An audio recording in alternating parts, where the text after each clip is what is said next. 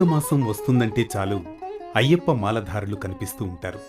అయ్యప్ప దేవాయ నమః, అభయ స్వరూపాయ నమః, హరిహర సుపుత్రాయ నమః, కరుణా సముద్రాయ నమః, నిజ ధీర గంభీర శబరీ గిరి శిఖర ఘన యోగ ముద్రాయ నమః, పరమాణు హృదయాంతరాళ స్థితానంత బ్రహ్మాండ రూపాయ నమః.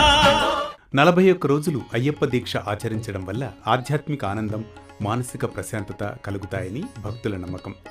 అందుకే కార్తీక మాసం ప్రారంభం నుంచి సంక్రాంతి వరకు ఈ అయ్యప్ప మాలధారణ చేస్తూ ఉంటారు.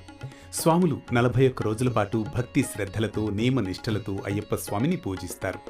అయ్యప్ప దీక్ష చాలా పవిత్రమైనది. గురుస్వామి లేదా తల్లిదండ్రుల ద్వారా మాల ధరించాలి. మెడలో ధరించిన రుద్రాక్ష లేదా తులసిమాల ఎట్టి పరిస్థితుల్లోనూ మెడలో నుంచి తీయకూడదు. పాదపూజ చేసేటప్పుడు మాల నేలకు తాకకూడదు. మాల ధరించిన తర్వాత చిన్న పెద్ద తేడా లేకుండా ప్రతి ఒక్కరిని స్వామి అని సంబోధించాలి. గురుస్వామికి, తల్లిదండ్రులకు, పెద్దలకు తప్పకుండా పాదాభివందనం చేయాలి. అశుభ కార్యక్రమాల్లో పాల్గొనకూడదు. నుదుటిపై ఎప్పుడూ విభూది, చందనం, కుంకుమ ధరించాలి. నిత్యం స్వామియే శరణమయ్యప్ప అని మూలమంత్రాన్ని జపించాలి. 41 రోజుల పాటు మాంసాహారం, మద్యం, ఇతర వ్యసనాలకు పూర్తిగా దూరంగా ఉండాలి. సాత్విక ఆహారం మాత్రమే తీసుకోవాలి.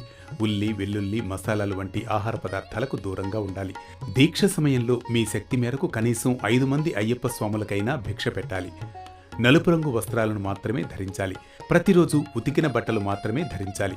ప్రతిరోజు ఉదయాన్నే నిద్రలేచి చన్నీటి స్నానం ఆచరించాలి. ఉదయం, సాయంత్రం స్వామివారికి పూజ, కర్పూర హారతి, భజన చేయాలి.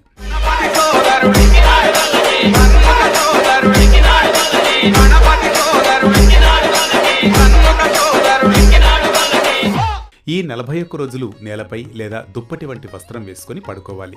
పాదరక్షలు ధరించకూడదు. దీక్ష సమయంలో క్షవరం చేసుకోవడం, జుట్టు కత్తిరించుకోవడం, గోళ్లు కత్తిరించడం చేయకూడదు. ఈ దీక్ష కాలంలో తప్పనిసరిగా బ్రహ్మచర్యాన్ని పాటించాలి.